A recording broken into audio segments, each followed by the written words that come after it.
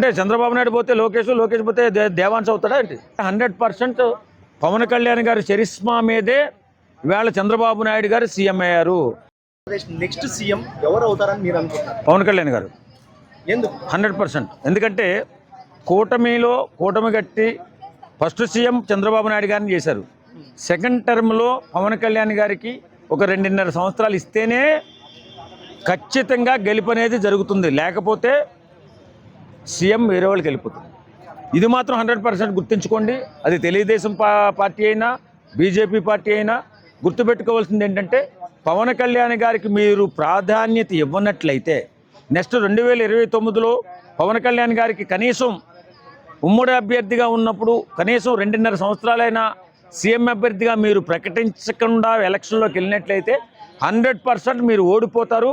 ఇది మాత్రం జరిగి తీరుతుంది. పవన్ కళ్యాణ్ గారిని సీఎం చేసుకునే బాధ్యత మీరే తీసుకోవాలి. చంద్రబాబు నాయుడు గారు ఖచ్చితంగా తీసుకోకపోతే నెక్స్ట్ సీఎం జగన్మోహన్ రెడ్డి అవుతాడు.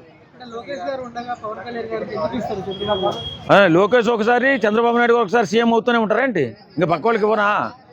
కూటమిలో భాగంగా వీళ్ళు జతకట్టారు కాబట్టి ఒక 2.5 సంవత్సరాలన్నీ ఇచ్చి తీరాలి. అంటే చంద్రబాబు నాయుడు పోతే లోకేష్ పోతే దేవాన్స్ అవుతాడా ఏంటి? బాధ్యత లేకుండా మాట్లాడకండి. మీరు కూడా ఖచ్చితంగా మీరు చెప్పండి. వాళ్ళు ఏదో మాట్లాడతారు, వాళ్ళు మాట్లాడితే మనం మాట్లాడితే పద్ధతి కాదు కదా.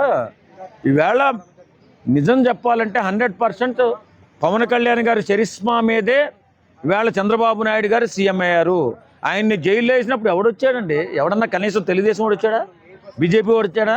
పవన్ కళ్యాణ్ గారు పోరాటం చేసి రోడ్డు మీద పడుకుని జగన్మోహన్ రెడ్డి ఎన్ని కష్టాలు పెట్టినా ఎన్ని ఇబ్బందులు పెట్టినా వెళ్ళి కలిసి మేము కూటమిగా వస్తున్నాం, ఓట్లు చీలనివ్వనని చెప్పి తీసుకొచ్చి గెలిపించి సీఎం చేసిన చంద్రబాబు నాయుడు గారిని సీఎం చేశాడు. కాబట్టి ఈవేళ ఆ ప్రేమతో అభిమానంతో సమాన హోదాగా చూస్తున్నప్పటికీ పదవి అనేది ఒక్కసారైనా 2.5 సంవత్సరాలైనా ఇస్తేనే మళ్ళీ నెక్స్ట్ గెలుస్తారు. లేకపోతే జగన్మోహన్ రెడ్డి సీఎం అవుతారు.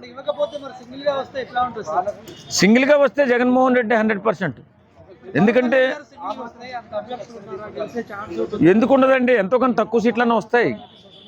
గెలవకపోవడం ఏమి ఉండదు. ఎందుకంటే ఆయన చేస్తున్నటువంటి పనులు అద్భుతమైన కార్యక్రమాలు చేసుకుంటూ ఈవేళ ఒక మంచి నాయకుడిగా ఎదిగాడు. ఆయన బ్రహ్మాండంగా మన ఎక్కడో కొండ కోణంలో ఉన్నటువంటి గిరిజనుల్ని కడుపులో పెట్టుకుని ఈవేళ రోడ్లు, రవాణా సౌకర్యం, అలాగే మన చదువుకోవడానికి స్కూళ్ళు కట్టించడం, మంచినీటి సౌకర్యం, కరెంట్ వేయడం, భారతదేశానికి 78 సంవత్సరాల చరిత్రలో, భారతదేశం స్వతంత్రం వచ్చిన చరిత్రలో ఆ గిరిపుత్రులను పట్టించుకున్నవాడు ఎవడున్నాడండి? ఇంతమంది ఇన్ని ఏదో కబుర్లు చెప్తూ ఉంటారు ఈ నాయకులు. పట్టించుకున్నప్పుడు ఇప్పుడు పవన్ కళ్యాణ్ ఇప్పుడు ఈ మధ్య 2 రోజుల క్రితం 450 కోట్ల రూపాయలు మళ్ళీ కేంద్ర ప్రభుత్వం నుంచి శాంక్షన్ చేయించుకున్నాడు. ఆ గిరిపుత్రం ఒక్కొక్క గ్రామం 5 ఇళ్ళు 10 ఇళ్ళు ఉంటాయి చిన్న. ఈ కనెక్టివిటీ చేసుకుంటూ 120 గ్రామాలకు రోడ్డు వేస్తున్నాడు ఇప్పుడు మళ్ళీ కొత్తగా. ఆయన కదండి నాయకుడు అంటే. ఆయన గెలకపోవడం ఖచ్చితంగా గెలుస్తాడు. కానీ ఇడిపోతే మాత్రం కష్టమే.